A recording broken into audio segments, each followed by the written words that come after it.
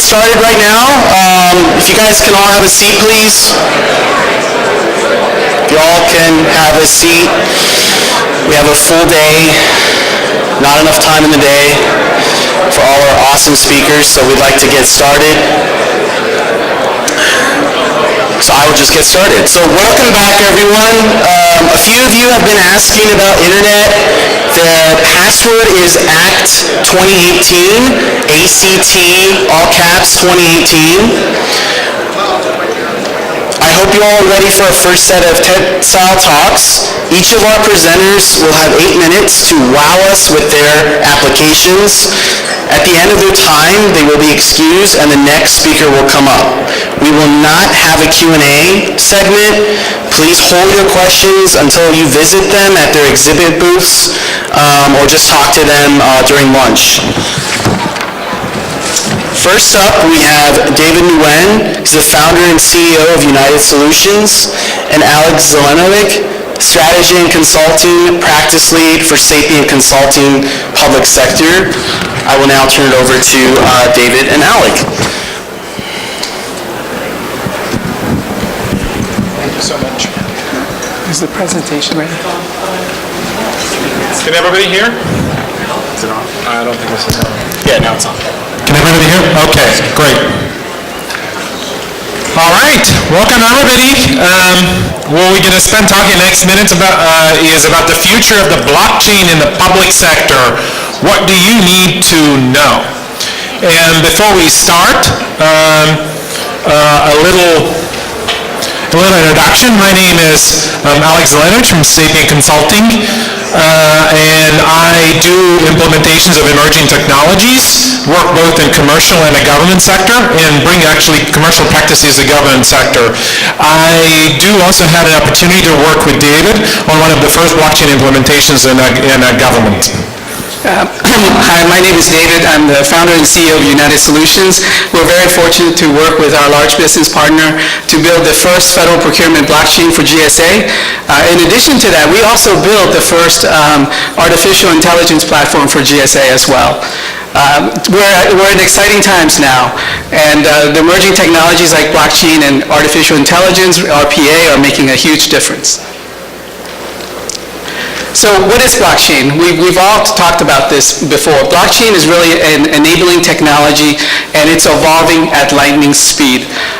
About 6 months ago, we introduced the concept of blockchain to the ecosystem and to GSA, and today the concept behind blockchain has evolved tremendously. So if you look today, blockchain is no longer just an isolated technology.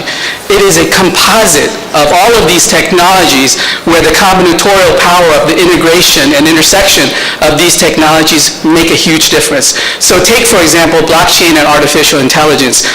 What blockchain can do for artificial intelligence is provide the foundational data layer for the training model, which is then used by the artificial intelligence to make certain kinds of predictions. And in real life and in labs, we can make predictions with about 80 to 90% certainty based on the availability of the training model.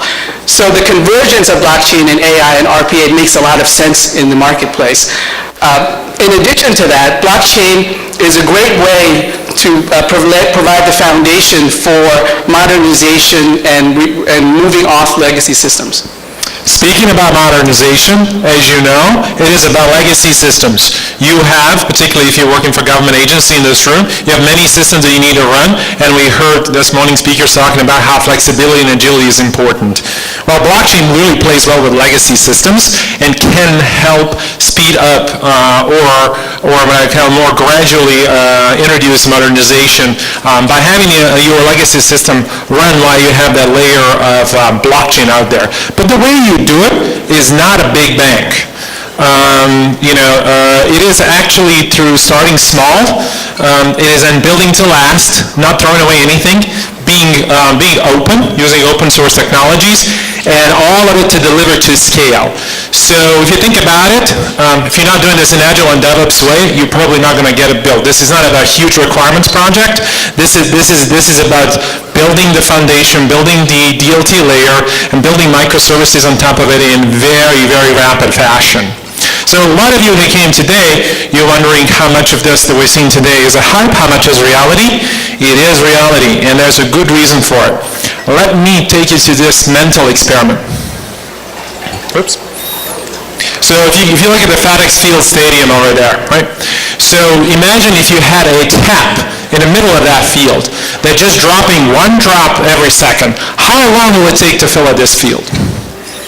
1,000 years? 10,000? Million? A lot, right? Imagine now if you had an exponential tap there, where there's one drop of water coming down, where there's 2 drops of water coming down, 4 drops of water coming down, 8 drops of water coming down, 16 drops of water coming down, and so on and so forth. Does anybody have a guess how long will it take to fill up that stadium? I know you picked the answer, probably. Yeah, believe it or not, actually it's not going to take millions of years. It is actually going to be measured in less than an hour, right? And this is what's fascinating. I mean, you got a math, those of you who love math, you can calculate, this is like some interesting number there, right? But, what's interesting is basically in 49th minute or 50th minute, we have water on the top of this, right? Which is fascinating and super, super cool. But what's even more super cool is that in 39th minute, water is 6.2 inches. 6.2 inches. So nobody will understand what's going to happen from 39th to 49th minute, that all of a sudden there's going to be tsunami coming out there. Because up to 39th minute, it does not look like anything is happening, right? So if you think about the exponential nature of innovation, right? It's increasing exponentially every day, right? It is getting better and better, right? And we think it's linear. We think, it's just moving 2 millimeters every day. Oh, it's not there. Oh, it's not there. All of a sudden, when it reaches that inflection point out there, it's not linear anymore. It's exponential. And I think based on where we are today, with technologies that are available, including the cloud and computing power, now blockchain is becoming more and more and more reality, and faster and faster and better. Because blockchain as an idea existed 20 years ago. It's not a new idea. What's new is that we can do it today. So disruption happening in market is huge, but it's just not disruption in speed. There's disruption in the way how we think. So imagine in 2006, we're told, don't talk to strangers on the internet, never stay in a stranger's house, and only a decade later, we're using Airbnb to find a place to stay with complete strangers, because that is the experience that we're after. There's something very profound about this slide, in that sometimes the things that threaten our underlying assumptions are the very things that really can radically change our lives. If you look at blockchain and what we've been accustomed to in the past, CIOs and business leaders have often thought about centralization is the answer to everything. When you have a problem, centralize, because it improves coordination, it reduces costs, it increases operational efficiency. Yes, those things are very true. They are still true. But that is not the only way to realize value.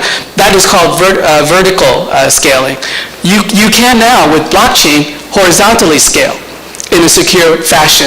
So what you have with that is the ability from a business model to reinvent your business model, to reimagine the business, to focus on innovation, to focus on speed, to focus on customer intimacy, at the same time as realizing the gains from better coordination, better trust, better cooperation between all of the players. So what blockchain does today, what it really does for the industry, is it enables and disrupts business models. And we hope that you've learned something from this slide, and that you can continue to contribute to the blockchain industry.